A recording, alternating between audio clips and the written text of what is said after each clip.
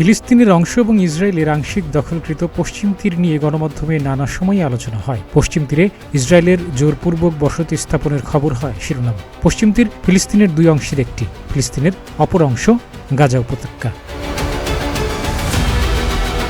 পশ্চিম তীরের আয়তন ৫,৬৫০ বর্গ কিলোমিটার। এই ভূখণ্ডটি ঘিরে আছে ইসরায়েল, জর্ডান এবং মৃত সাগর। প্রায় ৩০ লাখ মানুষের বসতি রয়েছে পশ্চিম তীরে। গাজায় অধিবাসীর সংখ্যা প্রায় ২৩ লাখ।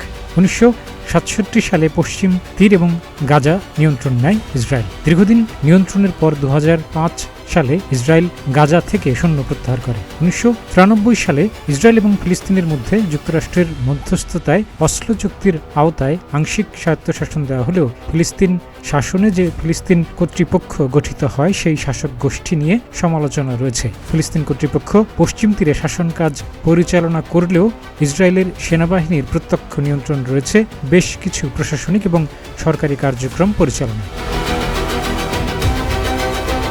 আন্তর্জাতিক সমালোচনা সত্ত্বেও পশ্চিম তীরে ইসরায়েলের অবৈধ বসতি স্থাপন বাড়ছেই। পশ্চিম তীরে শরণার্থী রয়েছে ৮,৭১,০০০, যাদের একটি অংশ ১৯৪৮ সালে ইসরায়েল রাষ্ট্র গঠন করার সময় ফিলিস্তিন থেকে তাড়িয়ে দেওয়াদের পরবর্তী প্রজন্ম। এই ঘটনাকে ইতিহাসে নাকবা নামে অভিহিত করা হয়। গাজা এবং পশ্চিম তীরের সীমানা আলাদা হয়েছে ইসরায়েল রাষ্ট্রের মাধ্যমে। মাঝখানে ইসরায়েল এবং দুই পাশের দুই ভূখণ্ড নিয়ে ফিলিস্তিন। ইসরায়েল এখনও ফিলিস্তিনের গাজার উপর হামলা অব্যাহত রেখেছে। হামলায় নিহত হয়েছে ৪০,০০০-এর বেশি ফিলিস্তিনি এবং আহত হয়েছে প্রায় ১ লাখ মানুষ। তবে ফিলিস্তিনের অপর অংশ পশ্চিম তীর গাজায় হামলা হলেও এখনও অনেকটাই নীরব। ২০০৪ এবং ২০১৬ সালে আন্তর্জাতিক বিচার আদালত এবং জাতিসংঘের নিরাপত্তা পরিষদ থেকে জানানো হয় যে পশ্চিম তীরে ইসরায়েলের বসতি স্থাপন অবৈধ। চলতি বছরে জুলাইতে বিচার আদালত থেকে নতুন করে পশ্চিম তীরে ইসরায়েলি বসতিকে বেআইনি হিসেবেও ব্যাখ্যা দেওয়া হয়। ১৯৮০ থেকে ১৯৮৯ সাল পর্যন্ত সময়ে বসতি স্থাপনের গতি কিছু ধীর হলেও পরবর্তীতে গতি পেয়েছে। শত শত নতুন বসতি স্থাপিত হয়েছে।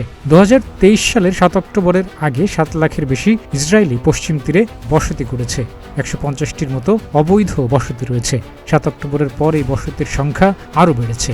ইসরায়েল জানিয়েছে এই বসতিগুলো ইসরায়েলিদের নিরাপত্তার জন্য জরুরি এবং ইরান এবং আরব দেশগুলোর বিপক্ষে নিরপেক্ষ অঞ্চল বা বাফার জোন হিসেবে কাজ করছে।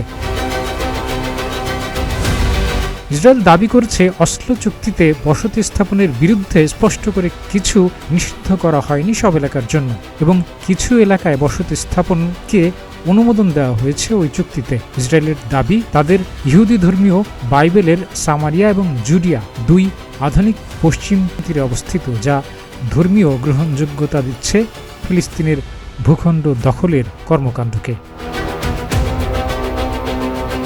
ডেস্ক রিপোর্ট, প্রতিদিনের বাংলাদেশ।